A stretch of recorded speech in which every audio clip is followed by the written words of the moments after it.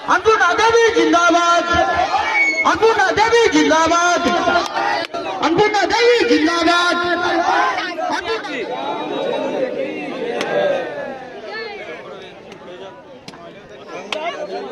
चले थोड़ा और बड़ा बना दिए तो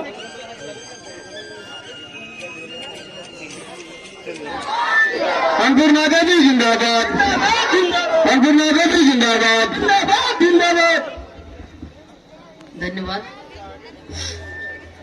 आज इस कार्यक्रम का संचालन कर रहे मनोज साहू जी, सांसद प्रतिनिधि, मंच पर उपस्थित इस क्षेत्र के सम्मानित विधायक अमित यादव जी, मंच पर उपस्थित भारतीय जनता पार्टी के पूर्व अध्यक्ष, जिला अध्यक्ष सुरेश यादव जी, उपस्थित इस क्षेत्र के प्रमुख मंजू देवी जी, जिला परिषद सदस्य महादेव राम जी, जिला परिषद सदस्य नीतू यादव जी, छठ पूजा की शुभकामना देते हुए छठ पूजा के अवसर पर आज जिस रोड का शिलान्यास हो रहा है, गांधी स्कूल से जमकट्टी भाया बिरसोडी तक, बहुत ही जर्जर सड़क थी और इसकी पुरानी मांग थी।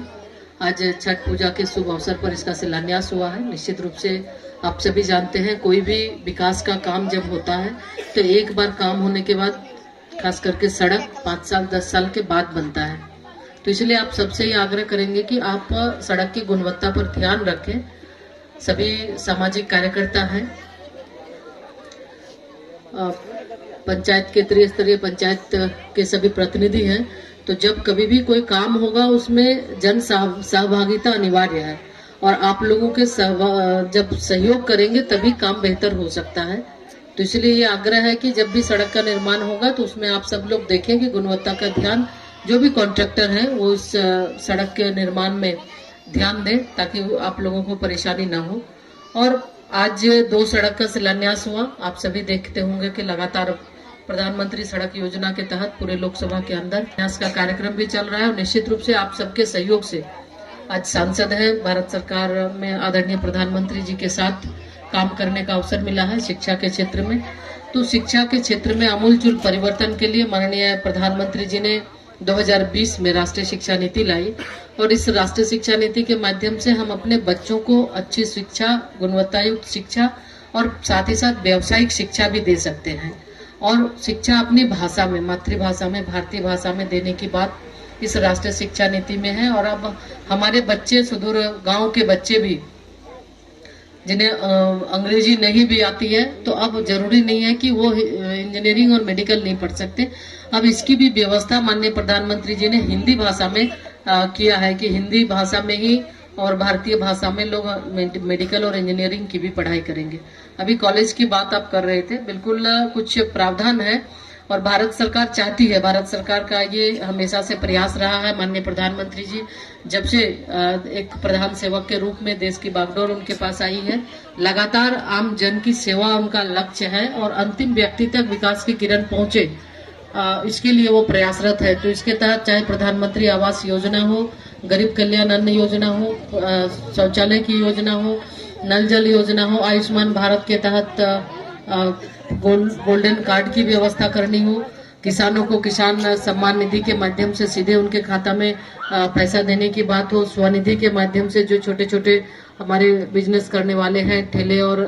खोमचे चलाने वाले हैं, उनके लिए पैसे की व्यवस्था हो, मुद्रा योजनाओं को कौशल विकास के माध्यम से महिलाओं को भी स्वरोजगार के क्षेत्र से जोड़कर ज्यादा से ज्यादा रोजगार से देने की बात हो। तो लगातार ये प्रयास माननीय प्रधानमंत्री जी करते हैं और अभी खुशी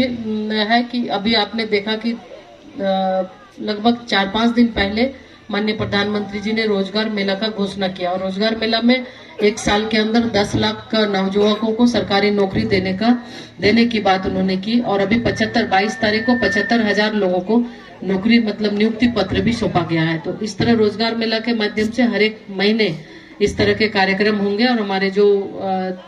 पढ़े लिखे जो हमारे बेरोजगार हैं उनको नौकरी देने की बात माननीय प्रधानमंत्री जी ने की है और नियुक्ति पत्र भी सौंप रहे हैं। तो भारत सरकार हमेशा से चाहती है राज्य का विकास हो, लोगों का विकास हो। जो अंचल के स्तर पे है, अगर रसीद कटाना हो तो यहाँ पदाधिकारी मनमानी करते हैं, छोटा छोटा भी काम है तो वो मनमानी करते हैं। तो बिल्कुल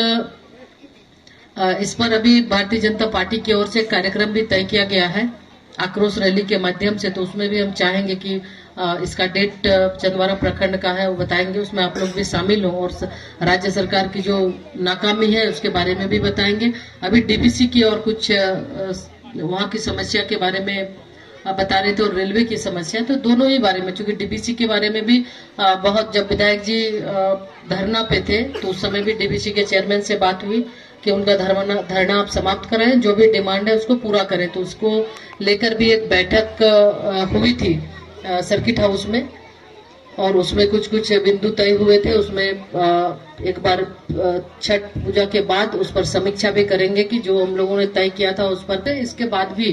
क्योंकि लोगों को रोजगार मिले, इसके तहत 2 और बहुत दिन से ये हमारी भी इच्छा थी कि पहले, क्योंकि यहाँ एक और यूनिट आया हुआ था जो जमीन के अभाव में से उनको करने के बाद 2 यूनिट और यहाँ पे सैंक्शन हुआ है, तो उसके माध्यम से लोगों को रोजगार मिलेगा। और जो झारखंड सरकार में 75% की बात आप कर रहे हैं, बिल्कुल अगर इस तरह की नीति तैयार हो जाती है तो निरंतर इसका मॉनिटरिंग करेंगे, और ताकि ये हम भी चाहते हैं कि यहाँ के लोगों को रोजगार मिल पाए, यहाँ के जो भी बेरोजगार लोग हैं उसे बाहर जाना ना पड़े, क्योंकि कोविड महामारी के समय पता तो ये बहुत ही बड़ा, जब ये 2 प्लांट और इसमें चालू होगा तो बहुत लोगों को रोजगार मिलेगा, और इसके लिए पूरा प्रयास करेंगे कि यहाँ के लोगों को ही रोजगार मिल सके, ये पूरा प्रयास करेंगे। तो आज और समय न लेकर आप सभी को, चूंकि यहाँ बहुत सारे हमारे छठ व्रती भी हैं, सब सहे होंगे, अभी जाके खरना का प्रसाद भी बनाना है, तो हम और समय न लेके आप सभी को छठ पूजा की शुभकामना देते हुए सभी समाज सेवी से, नवयुवक से हम ये आह्वान करेंगे कि सब मिलकर हम लोग आगे काम करें। जो भी सरकार की योजना है या फिर अन्य योजना, उसकी जानकारी भी लोगों तक पहुंचाएं और सही लोगों तक लाभ मिल पाए, इसके लिए हम प्रयास भी करें, क्योंकि हम सब मिलकर ही काम करेंगे तब जो माननीय प्रधानमंत्री जी की सोच है देश को विश्व गुरु बनाने की, तभी हम आगे बढ़ सकते हैं। तो हम ये आप सबसे आह्वान करेंगे कि सब मिलकर काम करें, और निश्चित रूप से आज देश का मान, देश का सम्मान विश्व स्तर पर माननीय प्रधानमंत्री श्री नरेंद्र मोदी जी ने ऊंचा किया है, और आज विश्व की निगाहें माननीय प्रधानमंत्री जी पर होती है, तो इसलिए भारत को विश्व गुरु बनाना है, उसके लिए आप सबका भी सहयोग होना चाहिए। बहुत बहुत धन्यवाद।